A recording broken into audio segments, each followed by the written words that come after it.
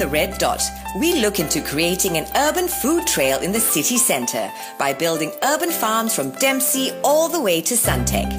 Now meet two urban farmers, Nadine Keller and Torben Linneberg, who have invented a device they call the Arrowspring Garden, and it promises to maximize the productivity of urban farming. The idea of Arrowspring really came about a year and a half ago when me and Nadine were looking at vegetable prices in Singapore. We wanted to try and grow our own vegetables. We tried to grow in soil, and we realized we had a lot of problems with the plants dying when we grew in soil. So I decided to try and grow hydroponically, just to grow in water basically.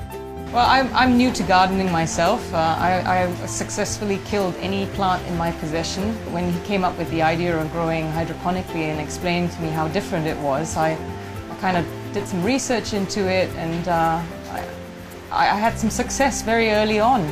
So I started growing the seeds in germination trays. Depending on the seed, it can take anything between 3 days to 4 weeks for a plant to sprout, to germinate. As soon as they reach a certain level, I transplant them into the little cups, and then they go into the Arrowspring gardens and they continue to flourish in there.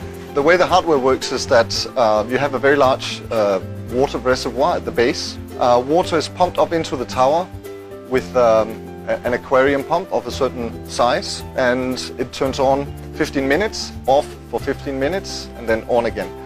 It goes through this cycle, and it basically just drains the water down through the tower, and when it does that, obviously the roots will get the nutrient solution on the roots, but still in an aerated room. That's where the aeroponics comes from. We've had great success with ladyfinger, basil. Yeah, basil has been amazing. All the basic staple herbs that you would put in a salad. Rocket salads, mustard leaves. And then tomatoes. Tomatoes has been my success. Roma tomatoes. We have grown for 12 months, and it was started as a hobby. Very quickly, all of our friends said, we want one. The poles that you may see behind us are made out of one plastic pipe, and they're all hand-built by me. So what we have done now is we have gone to some industrial designers. So the plan is first now to commercialize this product. We are relying on this mini Kickstarter in Singapore. At least 50 of our friends want a pole. By the end of the quarter 2015, we will have started the production of the pole and also of the automation system.